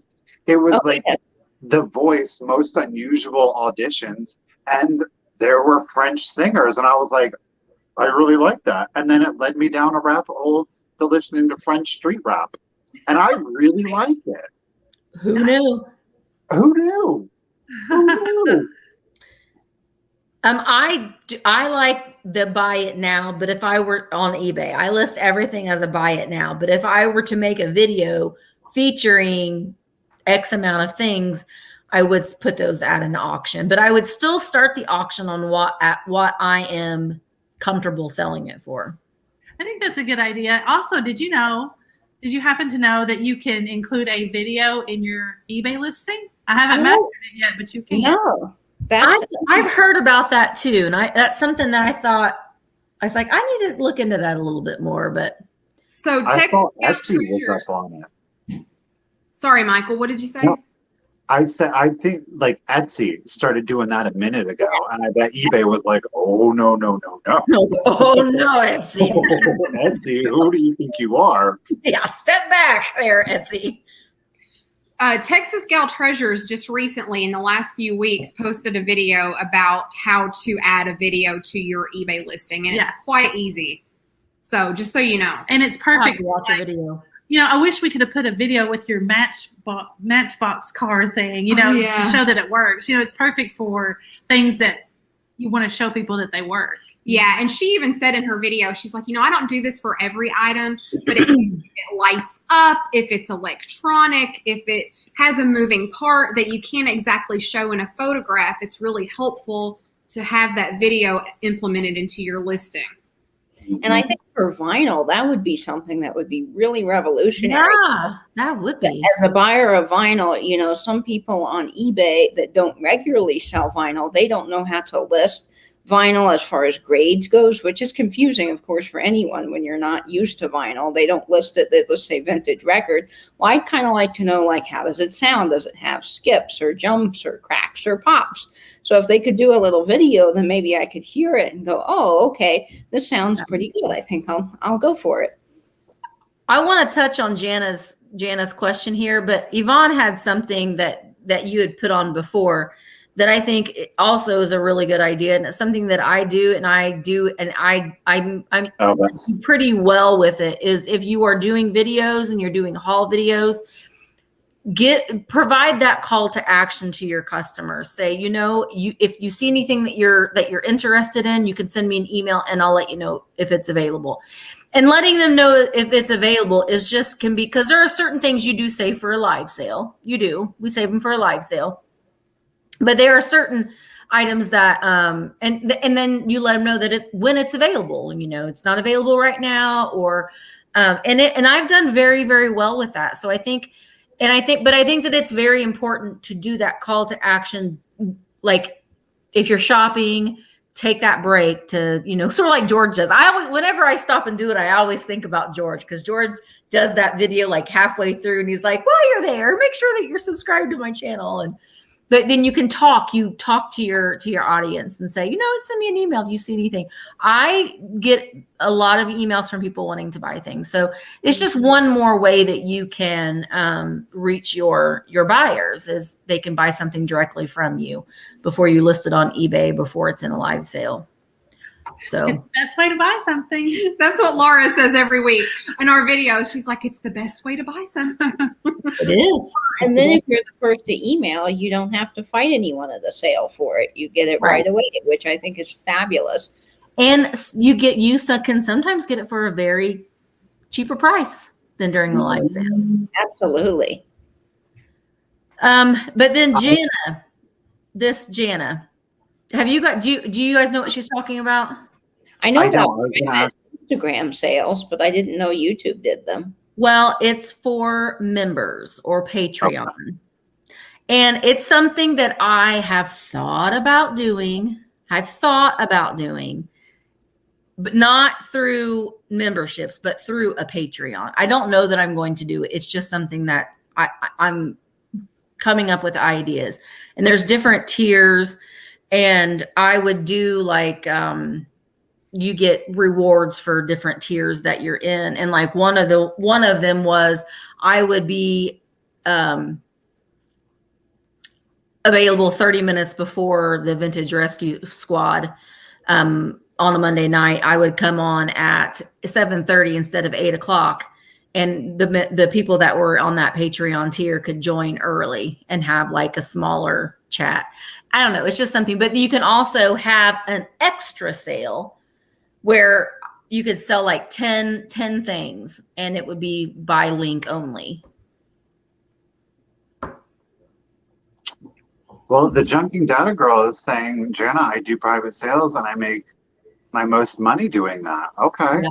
There's not as many people in there, and your tiers can be like $1.99 a month, $2.99 a month, $3.99 a month. I mean, they're affordable tiers, but then you get something for that, and you're supporting your favorite reseller, because it takes a lot of energy and time and money and patience and all that to put out videos and do what we do. So it's just a little bonus, but I don't know if I'm going to do it. I've been approached a couple times, but I just don't know if that's something. I think it's a good idea. Well, I mean, I just think any of that membership kind of stuff is a good idea. That's kind of the way YouTube is set up, Yeah. I just didn't think it's one more thing I have to do. That's where I'm like, one more thing, but I would love to come on here and sit here a half an hour earlier and have like a pre-chat with people. Yeah. That's the hard thing. It is something that you have to really think about, because it is one extra thing to do. And I've thought about the memberships too, but my issue with that is that I would want to provide something good enough that would be worth the membership cost. And that would be something extra for my viewers that are doing the memberships. And I don't know that I have the time to really do something that would be worth their $3.99 or $4.99 or even $1, Well, I was thinking, like, I'm changing batteries in my camera. I'm the voice from beyond. But I was thinking about doing something to where, like, for a half an hour, I'll go live during my shipping day. So for a half an hour, people can ask shipping questions. And I don't know. It's just certain things I'm thinking about it. Yeah, I think it's I don't know. Like for me, it would just be different, because sometimes it can be, I'm pretty good with it right now so far as filming, but to be able to come up with extra content to justify having people be members, I would have no time to do that. So, oh no. Well, and also too, the other thing that Patreon will allow you to do, let me turn my camera back on. The thing that Patreon allows you to do is giving your subscribers early access to your videos. So I could provide a 24-hour advance. So like if you were a member of my Patreon, you get to view the video the day before or 2 hours before or whatever I have it set up. So then if I'm selling things, if I'm like, if you see anything that you want, that you might be interested in, then those people would get first dibs at it. I But think Scott actually has a good point there. He says going live for a chat presents an opportunity to highlight some things you have for future sales. So versus doing like an actual recorded video, doing right. members only live chats. So that way it would be much more intimate and personal. I know Kat the Nurse Flipper does that, I think. Yes, she does. Members only live. And I think that would be an interesting idea because it wouldn't be as hard as providing filmed content. You could just go live, and going live, of course, as we all know, is a little easier. Yeah. Yeah. Shoot. And who was it? I don't know. Okay. So, Motortown Curiosities. I think that this is like a big, huge question. And I think that Laura and Mary Beth can really speak to this one very much so. Because I think that sometimes people are like, they love flipping and sipping, right? They love the community aspect. They love buying the stuff from Fat Birds. But you ladies have limited the number of items that you have for offer every week. Can you share with us why that is? Sure. So Laura and I both have 9 to 5 Monday through Friday jobs, as probably many of you guys do out there. But we wanted to do this additionally, on the side. So our days are really limited to Saturday and Sunday. So we do most of our sourcing, shooting, editing on the weekends. We only do one video a week. And, we talked about that at the beginning. I'm like, Laura, I just simply don't have time to do multiple videos a week. And she's like, that's fine. Let's just do the weekly video and then we can go live Friday night. So we got 2 videos a week. And, I asked her, I was like, how many items do you think you would be comfortable selling? Take into consideration, we're probably going to sell a handful of items from our weekly video. We're probably going to have a couple of eBay sales a week. How many items additionally do you feel comfortable selling on a Friday that we can comfortably do all of our shipping on the weekend? And we came up with 5, that nice F word number. And it works well for us, because when we do our weekly videos, sometimes we sell 5 to 10 items. And then we have that, a few eBay sales a week, plus our 5, sometimes more. Carrie said anywhere from 5 to 205 items. Carrie, they're coming after you. So sometimes we do more than 5, but at the end of the week, we usually have 10 to 20 packages to ship up, and that's really all that we feel comfortable doing with the amount of time that we have.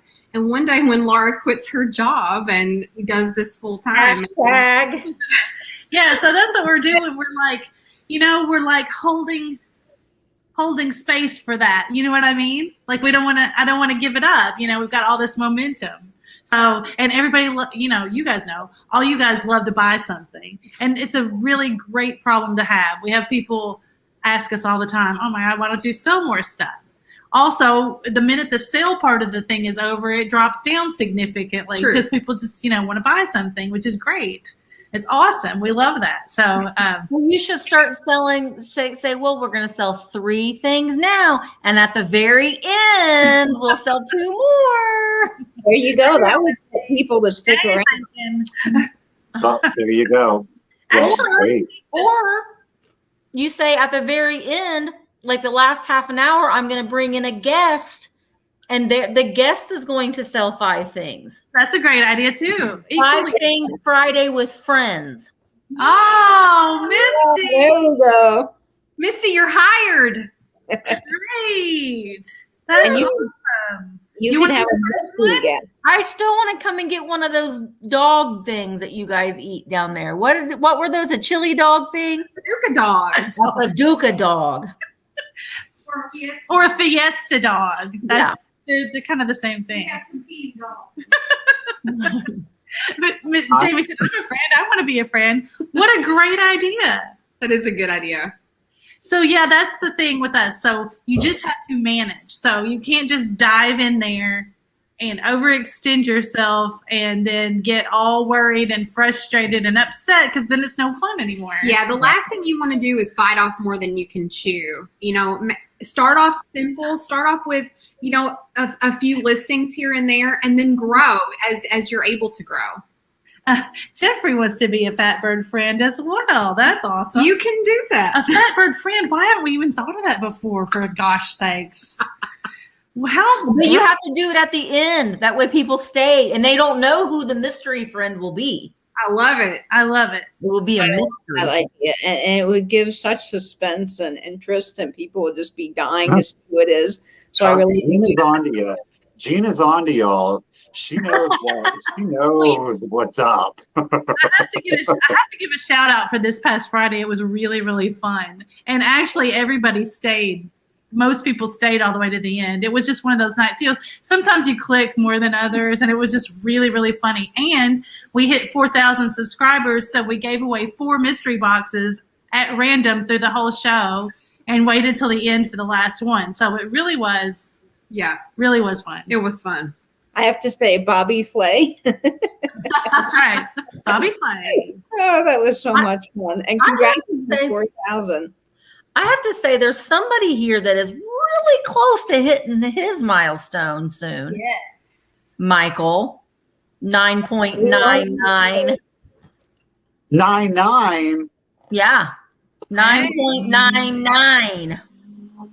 Suck it. We might get there. I have to talk. I have the ideas for the merchandise. We will get there eventually. That is one of the weirdest, most kind of things ever. But I do want it, and I want good stuff too. So we're yes. Are you gonna? You need to be in talks with Emma. I know. I already have. She'll draw all that for you. I have ideas. I really, truly, very simple, very kind of like streetwear, cool, hip, but not too like, what are you wearing? You know what I mean? Like, just saying. That will be fun, Michael. You definitely need something that says, all hail the rusty, crusty, and dusty. Oh, it's going to be there, Katie. You bet it's going to be there. Mm-hmm. I know that's another thing on Mary Beth's list, but she's awesome at merch, and so one of these days we're going to come out with something new. But the shirts that we have are fantastic. Oh yeah. Well, you know, I'd like to do brooches. But Yeah. I want to know if you're sisters. We're not, but we get that all the time. All the time. Our hair used to be the same color. Then we really did get it all the time. Yeah. Oh, Margaret said you hit 10,000. Did I? Did you? It's a party. I wish we had streamers and confetti. Yeah, you did. You did. Yay. Way to go, Michael. Thank you, everybody. It's so weird. Okay, I don't like talking about that kind of stuff. I really don't. I will talk about the analytics all day long, but I don't like, that's incredibly flattering, and I really do appreciate it. But, I really, truly don't do it for the number of subscribers. What I do it for, and what I have been really bad at lately, but have really been putting forth the effort into getting better at, is replying to the comments. And when I see, you made me laugh, I always know I'm going to laugh. Like, you don't know how much that means to me, because I know what it can mean to have just that moment of laughter where everything else disappears and you are wholly in that moment. So to me, that is just like the highest praise. So whether it's 1, 10, 1,000, and 10,000 is amazing, and I'm incredibly grateful for it. Please don't get me wrong. But those comments really are what it's about for me. Like, that keeps me going. That keeps me motivated.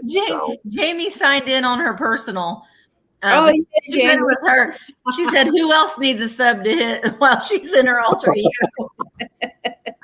Those are our favorite comments too, Michael. Jamie, you're number 10,000, lady.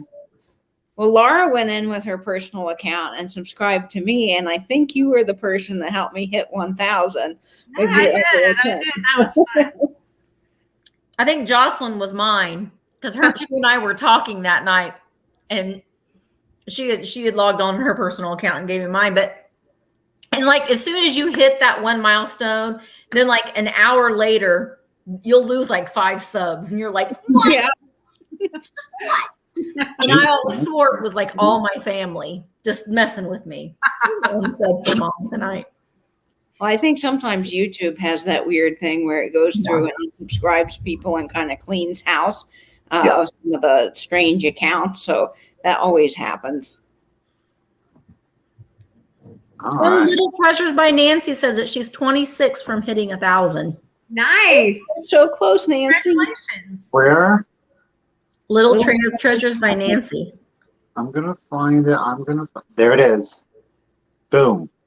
26. We need 26, guys. Little Treasures by Nancy. There's 441 people I see right here. 26 for Little Treasures by Nancy. Come on. You can get that. Oh, are we? We're trying to decide if we've subscribed. I think I'm subbed to you, Nancy, but I'll check after the show. I'm subscribed, Nancy. We're getting there. We're Nancy, getting you there, you're getting girl. there, lady. You're gonna get there. You're getting there. You're gonna get there. Woohoo! Go, guys, go. Go, We- guys, go. You were talking about Michael's. Do what? Jake, It's okay. You were talking about Michael's earlier being your favorite place to shop. Yes. I used to work at Michael's. Did you really? I did. Very, very I love a Michael's God, sale. it's so thrilling. That's just, it's just captivating. Look, the first thing that I do when I get out the car is pull up the phone and find my coupons on the phone, and I walk in ready to go. I know the routine. Michael's I love. I love their coupons because they do have some really good deals. oh, she's there. She got it. She got her 1,000. Hey, Nancy. Congratulations, Nancy. Jeffrey said that he needs, where did he say? He said, I need 71,000 more to get to 100,000. So if you can all go subscribe.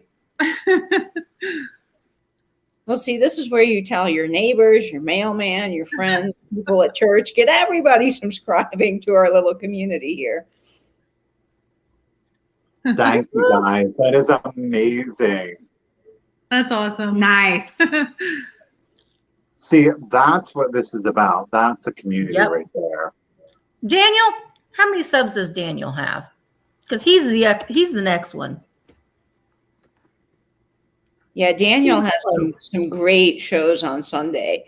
He really is fun to watch. He's 788 subscribers, so we need to get Daniel. I feel like that right about in there is when it kind of picks up a little. Yeah. Right there. Right Tacky there is it he. is. I love him. I Okay, do. you're gonna Just wear look at that them? little face. Just look at him. He's my fellow lover in brooches, so he and I are going to bring back the brooches. Yep. Scott's saying that since he's subscribed, he's got to ditch somebody. No, Scott. Shame on you. Daniel needs you all. Oh, the Junking Data Girl needs 230 for 4K. Ooh. Yeah, see, there you go. Everyone, there it is. Testimony. He has a great channel. He's so fun.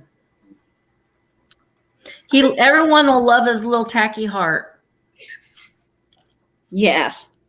I just talked to Daniel yesterday for a while, and he found some really cool records. So I'm excited for you guys to see those. That will be fun.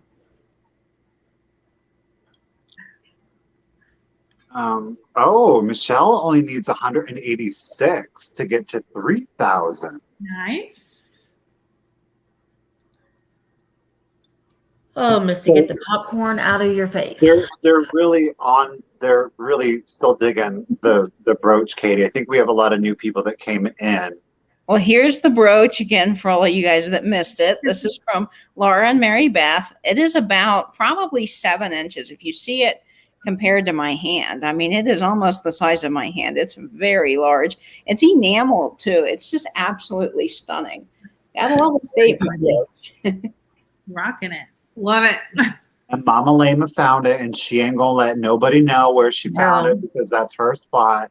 So Yeah. forget about it. It's her secret brooch stash. Laura and Mary Beth got to see where I buy most of my brooches, and it's a pretty cool display case. It was awesome. Well, let me ask. Oh, this question just popped into my head.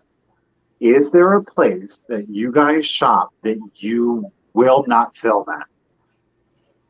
Aw. That's a great question. That you're like, this one's mine. Like, This is the part. or how about this? If there's not a place that you don't have that you wouldn't film at, is there a place you regret filming at? Oh, Misty says yes. That's a good question.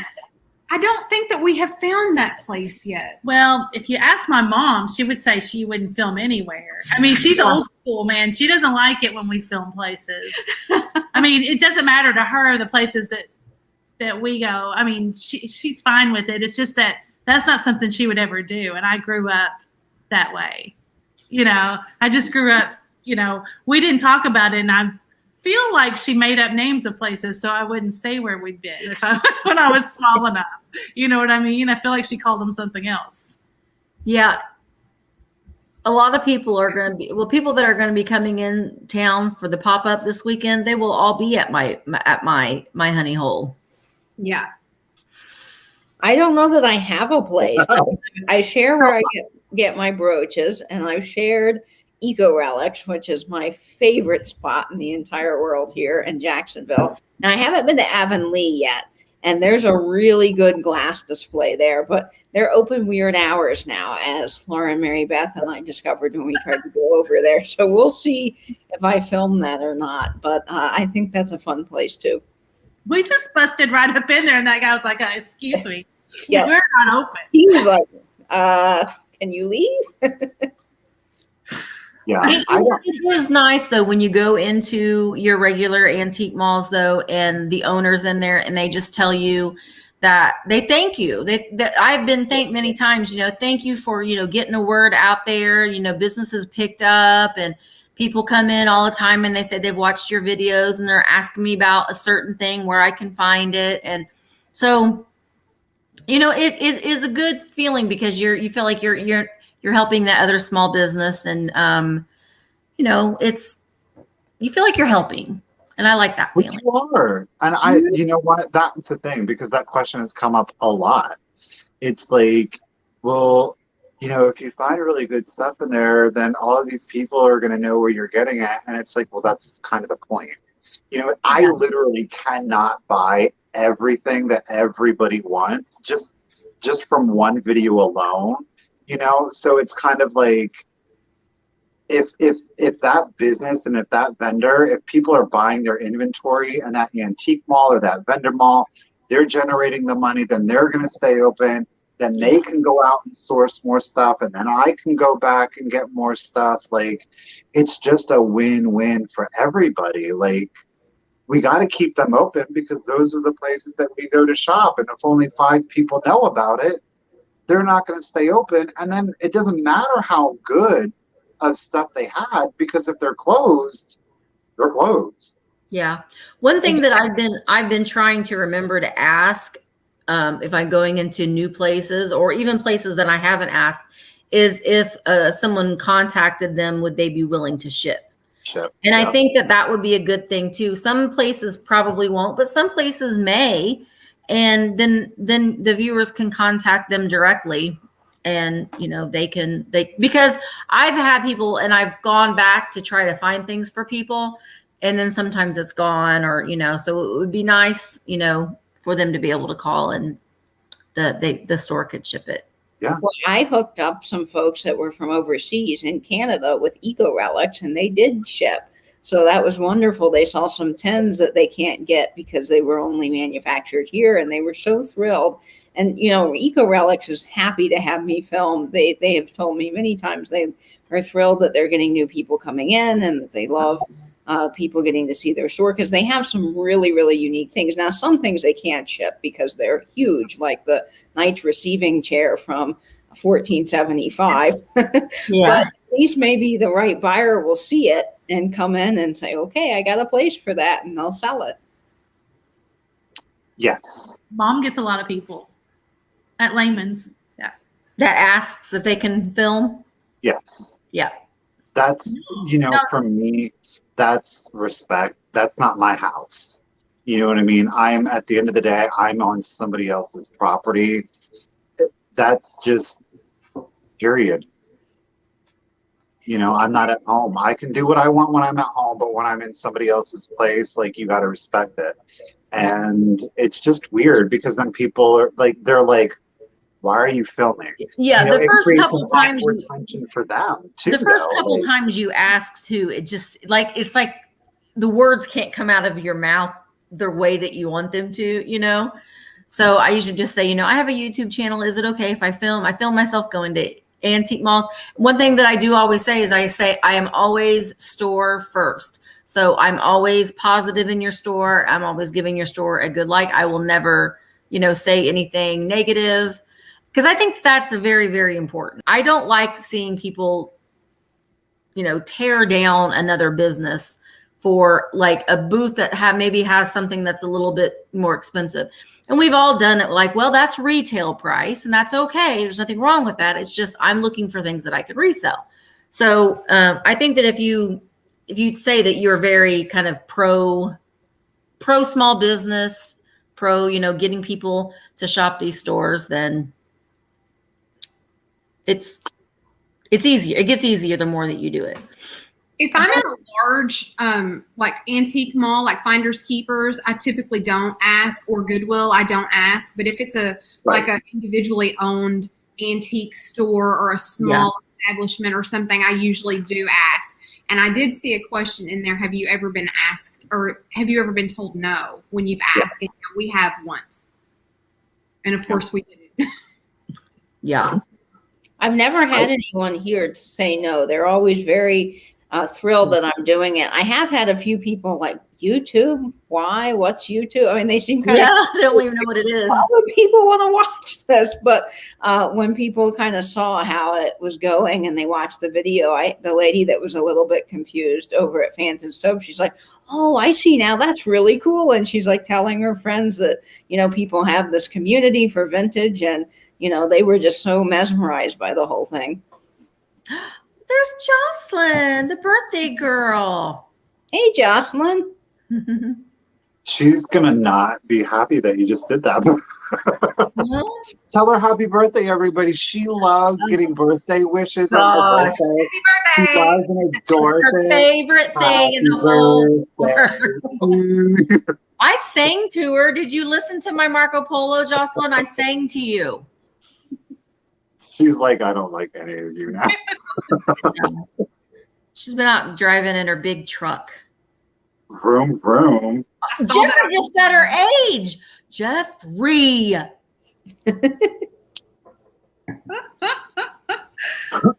She's only 29. She did leak it. She did leak it this year, yes. But yeah, I've only ever been told once, and it was at a thrift store. It was at a thrift store, and it seemed that it's it wasn't even, it's not like a national thrift store. It wasn't Goodwill, but it was like a regional thrift store. And they gave me this really, it was like the manager, it was weird. And I felt uncomfortable then. She was like, well, I don't know for insurance purposes, because what if you trip? And I was like, what if I trip right now? What are you talking about? What? Huh? And she's like, well, I guess, I can call like my corporate office and, you can talk to the PR. Well, I can leave a message. And I'm I'm like, like, girl, it's not that complicated. okay. Wow. Oh, this is a lot. This was a lot. And I said, sure, gave him my name and my phone number. Never heard from him again. So I'm like, okay, cool. But then I went and filmed at a different one. No problem. So go figure. I don't know. I did have a vendor come up to me in one of the antique malls, and he said that he didn't want me to take any photos. And mind you, I was taking photos to see if one of the friends in our community would want to buy what I found, because I know they were looking for it. And the gentleman said, well, I don't want you taking photos because what if people come in and steal? And I thought, okay, but you might make a sale from this. And I just said, okay, so I'm sorry, sir, I didn't know. And just went on about my day. Wow. Jocelyn, happy birthday. I'm a fellow Virgo, so happy birthday to you today. There was a lady, there was a place that I had gone into that I'd asked her, and she was very reluctant at first, and then I started telling her, I'm very, store positive and small business positive. And she said that they had a lot of trouble with TikTokers coming in and filming videos in there. And she said to where this was a little place up in northern Indiana. I don't know what they were doing, but she's like that she was almost calling the police. It was bad. So, wow. Geez, what was going up there in northern Indiana? You TikTokers, calm yourself down. You're at an antique store. This thing got raised. I know. Oh, it's funny. No. No, it was a bunch of silverware, Lucinda. It wasn't a diamond brooch. It was just actual silver. So that was really surprising. Yeah, those Do TikToks. you guys shop cabinets? Misty does. I know. I just started. Cabinet. You just started? They drive me nuts because I don't have the patience. Like the locked ones. Do you know what I mean? Yeah, we don't. That's my favorite thing, though. Like, we never have, I feel like we're always don't have enough time. So, Yeah. I'm not very patient for it, but it's my favorite thing that Jocelyn does on her videos. Yeah. I love cabinets. You can find a lot of good things because you think just because it's in a locked cabinet that it's going to be beyond like your price range. But I've seen things in locked cabinets that have like $2 on them, or, that's just they're renting out that cabinet. But I like to pick things up and hold it and feel it and touch it. And a lot of them put their tinies in there too. Like a lot of the cabinets, you'll find they have like the smaller things, and I love a good small. So, and I agree, just because it's in a cabinet doesn't mean that it's going to be expensive. Yeah. A lot of times it's actually cheaper for a vendor to run a cabinet if they are selling smaller things than it is for them to take out a booth, because that doesn't make any sense for them. It can be more frustrating, especially if it's a big place, but. Well, and how many times though too, and you'll be looking in these cabinets and they're all, just all front glass. And then you're looking through and you're wanting to touch something and you don't realize that there's no glass there. It's like 4 of them have glass and then 1 of them doesn't. And then 4, and you're just like, and then you're like, oh, I can touch it. You're like, oh, is there glass? The worst is when you're wearing a hat and you go to lean in and you're like, bam. You're like, oh. Didn't break anything. That's funny, Michael. It's like at work, at the bank, we have big plexiglass things because of COVID that people aren't used to being there, and that's what they do. They'll lean forward and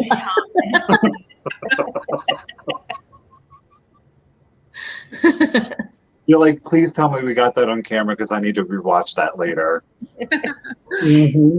Well, I found in a cabinet a few weeks ago, I shared on Instagram, I found a shoulder brooch, and you wouldn't think that it was as cheap as it was because it was in a cabinet. And I was almost reluctant to ask the lady, and I thought, no, I've never seen one of these leopard brooches. I have to have it if it's cheap enough. And so I asked the lady. She came over. Well, the booth was running a 50% off sale. So I'm so glad that I did. So it's kind of changed my tune a bit on cabinets. Always double check. You never know. Yeah, I'd seen Jeffrey had typed into, and we tend to save the cabinets for the very end.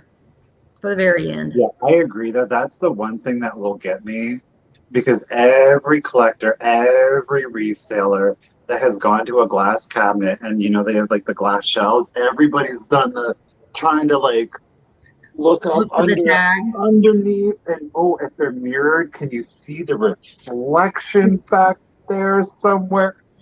Just I can't with the covered. If you have a covered tag, you don't want me to buy something. That's just the way that is my one pet peeve about a cabinet, is a covered or flipped over tag. Yeah. Or the booth, if it doesn't have a tag on it at all and it's not in a cabinet. I don't. And then you go up there and then there's all these signs. Will absolutely not call vendor if no price tag means no sale. And I'm like, but I drove all this way.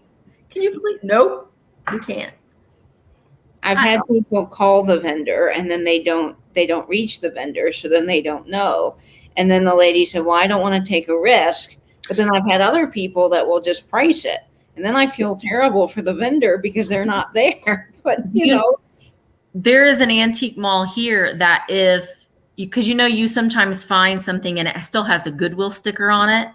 And then the vendor didn't take the Goodwill sticker off. So they put their own price on it. So there's an antique mall here that if the vendor leaves the Goodwill sticker on, the customer gets it for that Goodwill sticker price.